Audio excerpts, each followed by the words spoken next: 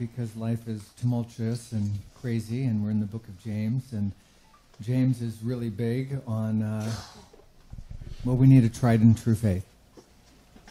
We need a faith that will get us through trials and tribulations and testing, because they're going to come and they're going to happen. We can't be snowflakes. We can't need just safe zones. There are no safe zones in a fallen planet. So you're going to need a robust kind of faith that has some resilience. You're going to need some grit and gumption. You're going to have to somehow stay soft-hearted and open to people and vulnerable, but discerning and wise, too. So he's been talking in the book of James about being tried and true. He's been talking about an action-oriented faith, a faith that doesn't just become a hearer of the word, but actually is a doer of the word, actually activates. He's been talking about a practical faith, a faith where you would have a fortified mind, like a coffee cup can handle the hot coffee, but a red Solo cup can't. Your mind has got to get fortified to be able to handle the difficulties you're going to be facing. You're going to have to tame your tongue, because you're going to get provoked and challenged. There's all kinds of stuff, and you're just going to want to blurt stuff out. And he's like, nope, discipline that. Your tongue can be like a fire. You just bite it, right? You don't have to verbalize everything that you're experiencing, processing, internalizing. He wants a relational faith. Your faith has to work with people. You can't be slandering each other. You can't be biting each other. You can't be accusing each other. You can't be hurting each other. Not that we're perfect, but when that happens, there are Christian ways to resolve that.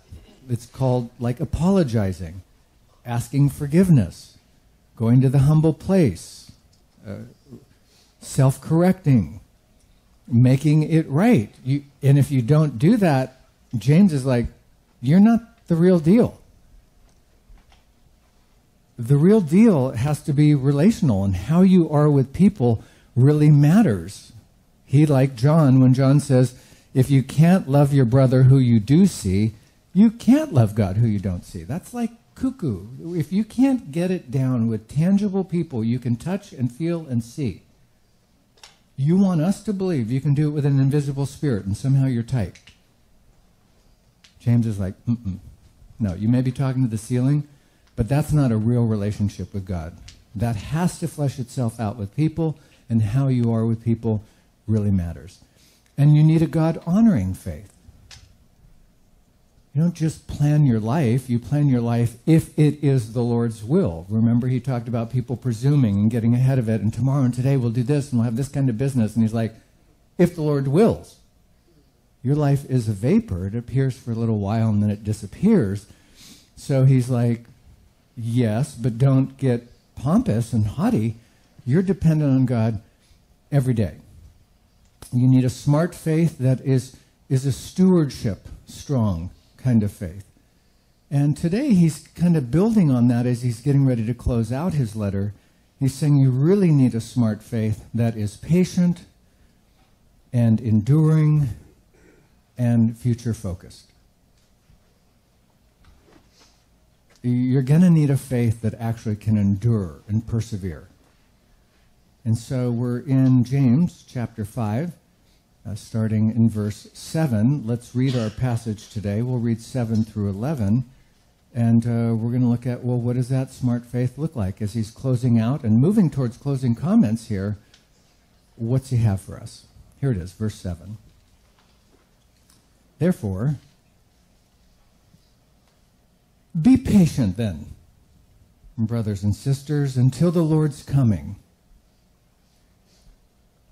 See how the farmer waits for the land to yield its valuable crop, patiently waiting for the autumn and the spring rains? You too.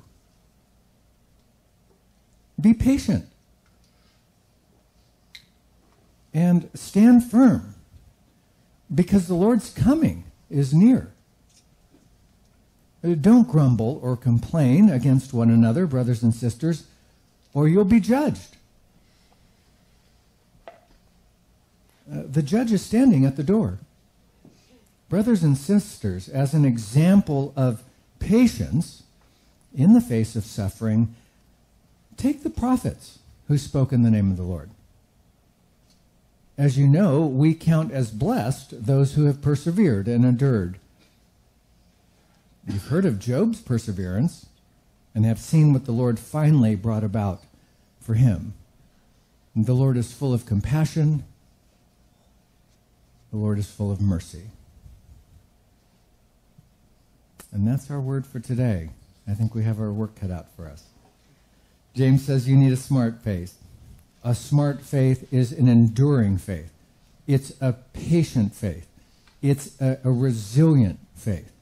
And yesterday was a Saturday, right? So that's a fun day for me because you get to watch a little football. Anyone else like a little Saturday football involved? It doesn't matter the teams, but there's a lot of times I'm watching the scores and I'm like, oh my goodness, they were up by this and then now they're down by that, and things start to shift and change, and it's like you got to endure to the end. I refereed my first NC2A game this year. It was on Saturday. It's a tip-off tournament. A lot of out-of-state teams like to come in for tournaments in California because of the weather. It's right near Disneyland. Apparently that's relevant for them. So I had West Texas A&M playing Lindenberg from Missouri on Saturday morning at 9 o'clock. Well, Lindenberg seemed to dominate the whole game. They were up 50-40 with, not much time left. But then it was 50-50. And then they were down 56-50. And we had 2 minutes left in the game. A 16-0 run. And you could see the frustration with the coach. Here's a team that dominated the whole game, but you got to play to the end. Apparently at the end, he had a few words for me because he was a little frustrated with me. And I'm like, why not? I'm an object of transference. Bring your rage and anger. I get paid for that. But who wants to look at a 16-0, run? It's a lot better to look at the referee and argue some travel call or something, right? And they ended up losing on the last second shot. So I'm like, James is like, no excuses. Like, you got to play to the end. It's tough. Sometimes you're getting ahead. So some of you are we're doing great. Good for you. Enjoy it. Enjoy the lead. But do you think Satan's done with you? You think the devil's not still prowling around like a roaring lion to take you out? You don't think your flesh isn't going to get activated at another time? You don't think the world's going to get tough? You don't think the markets are going to change? You don't think politics could take a turn on Tuesday? I mean, lots of stuff can happen that you're not in control of. Oh yeah, control. That's why I think it's interesting James uses a simple illustration from the first century that still works in the 21st century. The farmer. What does the farmer control? He doesn't control the sunlight. He doesn't control the water. If you were in the Holy Land, remember they only have 2 seasons of rain, which he's going to refer to, one in spring and kind of one in fall. But if it didn't rain, that's it. You don't get it.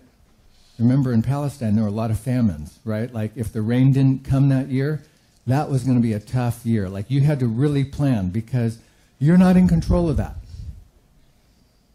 Pestilence, issues, the quality of the seeds. Farmers just don't have a lot of control.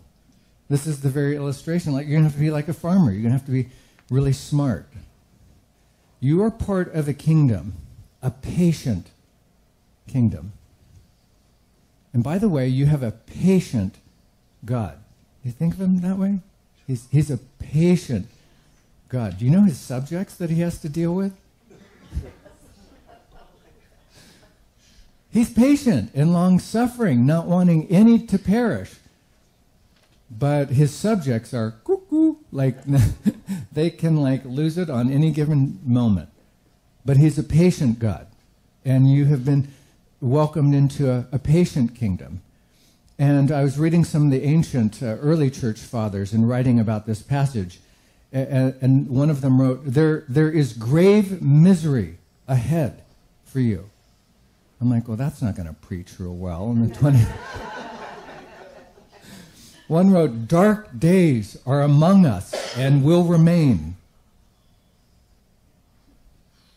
That's not Norman Vincent Peale. That's not like positive thinking. Wrath and evil and oppression are always on the verge. The just must bear with the unjust. I was like, okay, we can't preach any of that. That doesn't work. But it's so true, right? They're just straight shooters, real candid. Like, there's tough times ahead.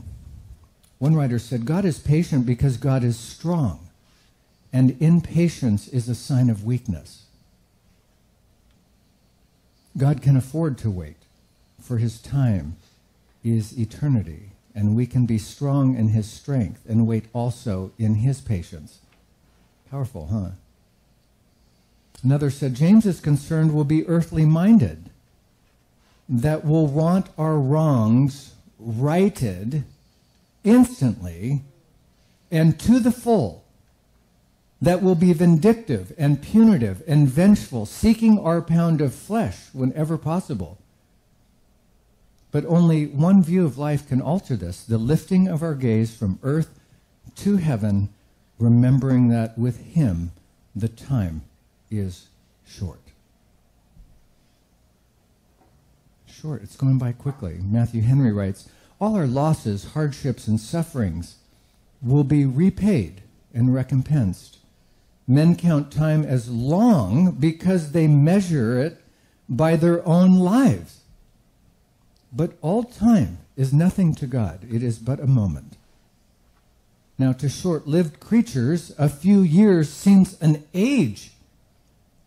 But Scripture, measuring all things by the existence of God, reckons thousands of years, but it's just so many days. Let us serve our God and bear our trials, and those who believe that the end will crown all. Our eternal happiness is safe if we trust him. All else is mere vanity, which soon will be done with forever. Some ancient words, the ancients had no problem because they didn't have microwaves and cars. They didn't have homes that had like electricity and gas and hot water coming right into. Like in the ancient world, there was just a sense even more perhaps than today, right? It's really challenging. It's hard, and there's a lot of difficulties. People didn't talk about rights. They didn't have rights. They were under tyrants and crazy despots and leaders who had no care for them. They felt vulnerable, and they had to depend on God. And so do we. So let's unpack this. We've only got a few verses. It's pretty simple. Let's unpack it. Let's go back to verse 7. Now, therefore, as for you, verse 7, be patient then. The word patient here is makrothumeion. It means long-suffering. It means endure injuries, endure injustices, endure wrongs, if you will, brothers and sisters, until the coming of the Lord, until the Lord's coming, until the Master arrives, until he comes back. Think of farmers, he basically says. See how the farmer waits for the land to yield its valuable crop, patiently waiting for those autumn and spring rains. The spring rains, the late rains, if you will, were like in March and April. The autumn or fall rains typically came about October, November, or December, but if you didn't get them then, it was like, oh, wow, we didn't get any rain this year. Verse 8, you too, be patient, like the farmers, and stand firm. This means strengthen and stabilize your heart. Could be translated, let your purposes and your faith be firm and unwavering. Stay strong and steady. It means take courage. Don't give up. Let your vigor and forbearance endure as long as is needed. Don't become worried. Don't become fretful. One writer says, but bear with constancy all that is laid upon you until the time of your deliverance shall come. Well, when is that? Well, we don't know, but do it until the Lord's coming is near, and it is near. So James is like, I'm going to be candid with you. No promises, no guarantees, and no apologies. Endure. How long? I don't know. I don't know if we're going to get rain in spring or fall. I don't know if this crop's going to work or not work. I don't know if we're in a year of famine or not famine. I don't know if the sun's going to shine or not shine. I don't know if the ears are going to give us corn or not. But what does the farmer do? You press on. Well, how long? As long as you need. As long as you're dealt. As long as your destiny, requires. How long? Well, until the Lord returns. Until he returns, game on. And until the clock hits zero, until he consummates history and ushers in the eternal state, however long that might be. And they had a sense that it was near, you just never know. It's imminent, but just hang in there. Be steady. Verse 9. And while you're here, while you're waiting, don't grumble. Don't murmur. Don't fuss and squawk against one another. Brothers and sisters, do not gripe and groan. Do not carp and complain. One old translation says, grudge not. Probably better translated, fret not. Fret not. Or you'll be judged. And you'll be judged guilty, by the way. A more modern translation says, you're not above criticism yourself. A far greater complaint could be lodged against you. You know that, right? Don't be a judge. Behold and look, the great judge, the one true judge, Jesus Christ, he's standing at the door. He's right outside. The implication is he can hear you. He can see you. He's so ready for you. This is interesting because James is aware that there's other scriptures as well that use doors, that Jesus is the door. We see in Revelation, right, behold, Jesus says, I stand at the door and knock. Anyone hears my voice and opens that door, I'll come into him. So there's kind of that warm sense of he's knocking. He's knocking, and just if you want a relationship with Christ, you can open that door and he'll come in. And James always takes it up a little bit. It's he's knocking. I'm right at the door. You want to judge people? I'm right at the door. Just so you know, I'm right here. You want to complain? You want to pick a fight? You want to make an issue? You want to be, throw a psychodrama? Want to get cuckoo? Yoo-hoo. Right here. I got you. So James always takes it up. Thank you, James. Okay.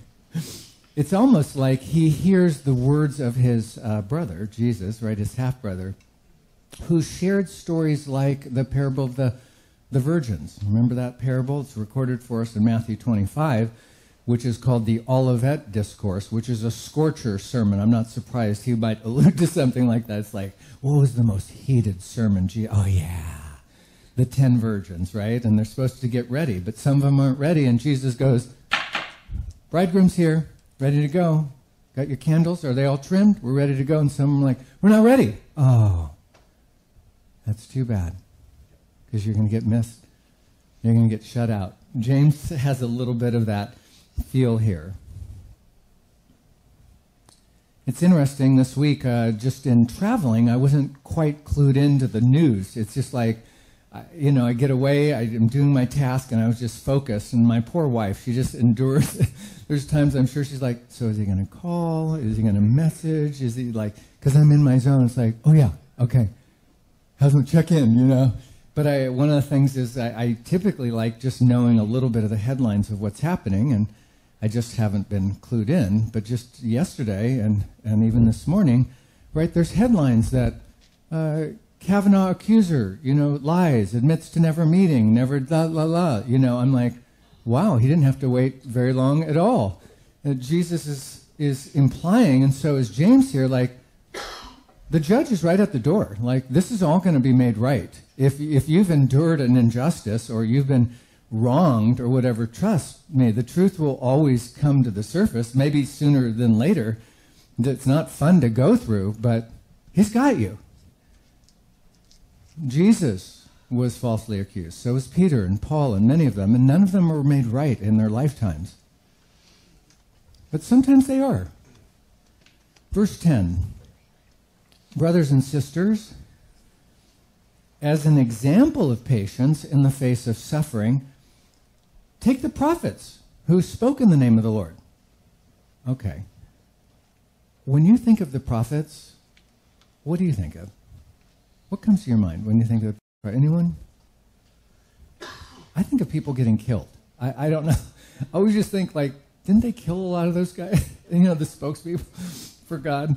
Like, that's what you want us to think of? Isaiah, Jeremiah, Lamentations, Ezekiel, Daniel, maybe the minor prophets, Hosea, Amos. Think of Micah. How about Joel, Obadiah, Jonah, Nahum, Habakkuk, Zephaniah, Haggai, Zechariah, Malachi. Use the prophets as your mentors. Like think of them. Like, let them kind of put you in your proper perspective. Like, let them be a vision for you. You know, these were people who never quit. They put up with everything in a time God-honoring way. What came to my mind in my quiet time this week was Hebrews 11. You might be familiar, right? Hebrews 11 lists all these people that have gone before and some of the ways they were faithful. It says, by faith Abel, by faith Enoch, by faith Noah. It talks about Abraham. But here's what Hebrews 11, starting in verse 13, says. All these people were still living by faith when they died. They did not receive the things that were promised. They only saw them and welcomed them from a distance, admitting that they were foreigners and strangers here on earth. People who say such things show that they are looking for a country of their own. If they had been thinking of the country they had left, they would have had opportunity to return. Instead, they were longing for a better country, a heavenly one. Therefore, God is not ashamed to be called their God, for he had prepared a city for them. The writer of Hebrews just says, these people didn't have a meltdown of entitlement of what they supposedly deserved this time through. This is a dress rehearsal. They longed for a better country. They knew it would be made right. They didn't protest that this is not right or fair or somehow they deserve good treatment this side of heaven. By faith Isaac, by faith Jacob, by faith Joseph, by faith Moses, all through Hebrews 11. It's a great chapter to read, by the way, if you're looking for some quiet time. And the writer goes on to say in verse 32, what shall I say more? I don't even have time to tell you about Gideon, Barak, Samson, David, Samuel, goes on. There's a lot of them. But here's what the writer says. There were others, by the way, and they were tortured, refusing to be released so that they might gain an even better resurrection. Some faced jeers and floggings, even chains and imprisonment. They were put to death by stoning. They were sawed in two. They were killed by the sword. They went about in sheepskins and goatskins, destitute, persecuted, mistreated. The world was not worthy of them. They wandered in deserts and mountains, living in caves and holes in the ground. These were all commended for their faith, yet none of them, zero of them, received what had been promised, since God had planned something better for us, so that all together with us we would be made perfect. The writer of Hebrews goes out of his way to say, you're not guaranteed to get it this side. Hang in there. Persevere. Endure. He'll make it right. Think of the prophets. A lot of them didn't get their story right while they were here. Think of Hebrews 11. A lot of people listed who got really poorly treated, but it'll be made right in the end. And then the writer of Hebrews in chapter 12 says, therefore, since we have this great cloud of witnesses surrounding us, Therefore, picture a cloud. He's like, think of the cloud as like a stadium. This great cloud, this stadium of witnesses. Who are the witnesses? All the people who've gone before us in heaven. Run the race with endurance, fixing your eyes on Jesus, the author and perfecter of our faith. Lay aside the encumbrance and the sin that gets you so entangled. Like when you're getting discouraged, endure, because Christ endured the cross, and he despised the pain himself, but he did it. So when you're running and you're getting fatigued, and it's like, who needs this? I don't need this, Lord. It's like, but you got it. You got it. Endure. Fix on Christ. And then remember, prophets and all these who've gone before you in the stadium, looking down on you, going, do it. Hang in there. Don't get discouraged. Keep fighting. You'll get through it. These are the people who are all martyred, sawn in two, discouraged, persecuted, hung upside down, torched by Nero. You hang in there. You get to the end. There's hope on the other side. James is like, if you have the real faith, you're gonna make it to the end. You got to have a patient faith. Farmers don't get guarantees. You're not going to get a guarantee this side. Final verse, verse 11.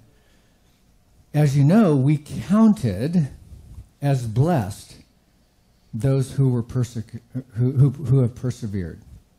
As you know, we count as blessed those who have persevered, those who have endured. I like his wording on that. That rings true. Like, he's not like, it was really cool, or let's get manic, or like it's a happy thing. But we're going to count it as that. We're going to count it as a blessing to be able to suffer with Christ, for Christ. We're just going to count it as that. And then, of all the people you know who've suffered in the Bible, who like just totally, who can you think of that's righteous and like doesn't deserve it, like he lived a noble life, and James is going to bring him up, right? Who comes to your mind? Like, James, are you serious? You're just going to go for the dagger. He's like, consider Job.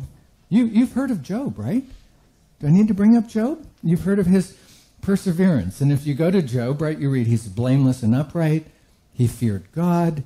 He shunned evil. He had 7 sons, 3 daughters, 7,000 sheep, 3,000 camels, 500 oxen, 500 donkeys, a large amount of servants. He was the greatest man among the people of the East, the scriptures say. But he was attacked by Satan. He was attacked by others. He lost everything. Even some good friends who weren't too charitable in the end. They tried hard. They were like good for like about a week, but after that they're like, you must have done something to cause this. Like you must have, like, something has to be unaligned in your life for this to happen. Like, there must be a cause and effect. They didn't have the ability to realize sometimes it's just hard. Sometimes it's just Satan. Sometimes you can be a good person and just stuff happens. Well, he must have, maybe his prayer life's not what it needs. Maybe it's like, no.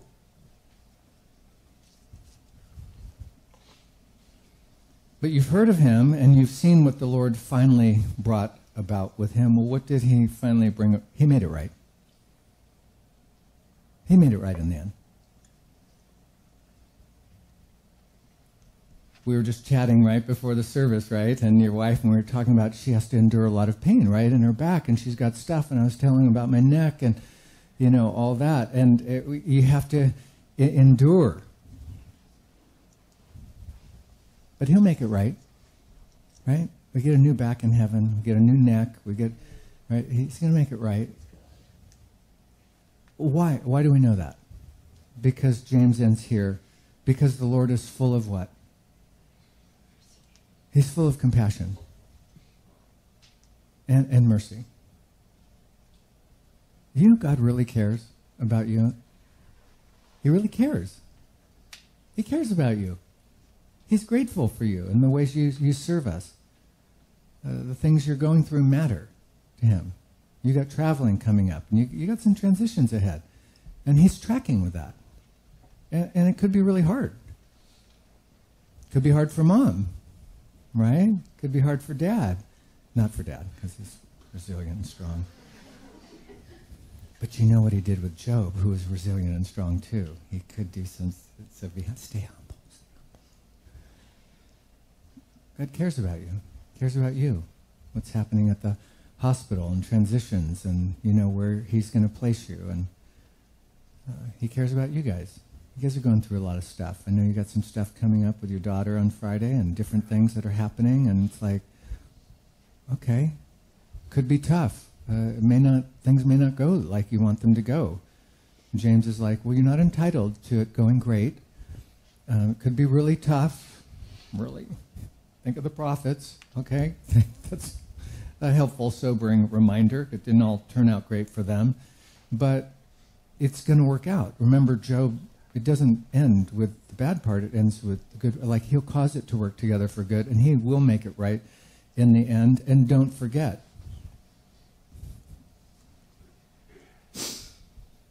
you have a God who cares about you. He's full of compassion and mercy, and like what you're going through really matters to him. And he gets no joy. He's not sadistic. He doesn't relish in seeing what you go through. Any more than a parent sees their child, go through cancer or something. They would gladly take it away if they could. But we can't. But he can. But not now. Be patient until he comes back. Hang in there. He's coming back. Like, he's going to make it right, people. So how long? When he comes back, it's like when Dad gets home. He's got to make it right, people. Amen. So in closing, I just put some notes that the Lord is full of compassion and mercy. He's gracious and good. I don't know, my mind alliterates a lot. Okay, have you noticed that sometimes? So I'm like, he's forgiving and forbearing. He's sparing and sympathetic. Sorry, it's cuckoo. He's charitable and warm-hearted. He's kind. I just started making a list. Like, he loves us. I wrote when to be patient. Number 1, I just put when circumstances are uncontrollable. Be patient, Dave, because a farmer, well, he just doesn't control very much. Doesn't even control the rains, which he absolutely needs when you don't have sprinklers. I put number 2, be patient when people are unchangeable. Brothers, and as an example, when you're facing suffering, remember the prophets. I put 3, just to myself, be patient, Dave, when problems are unexplainable. What did Job do? How do you explain that? Like, he didn't do it. He's a righteous man. Be patient. Why be patient? Because God is in control. His coming is near. He's coming back. Story's not over. Oh, you didn't see the end of the movie? Wait till the end. Yeah, well, it's getting real bad. I'm ready to leave the theater. No. Gets really good in the end, but the very end. And I just wrote to myself, Dave, remember God rewards patience. He rewards it. That's why we consider it blessed, those who persevered. And they're going to be blessed.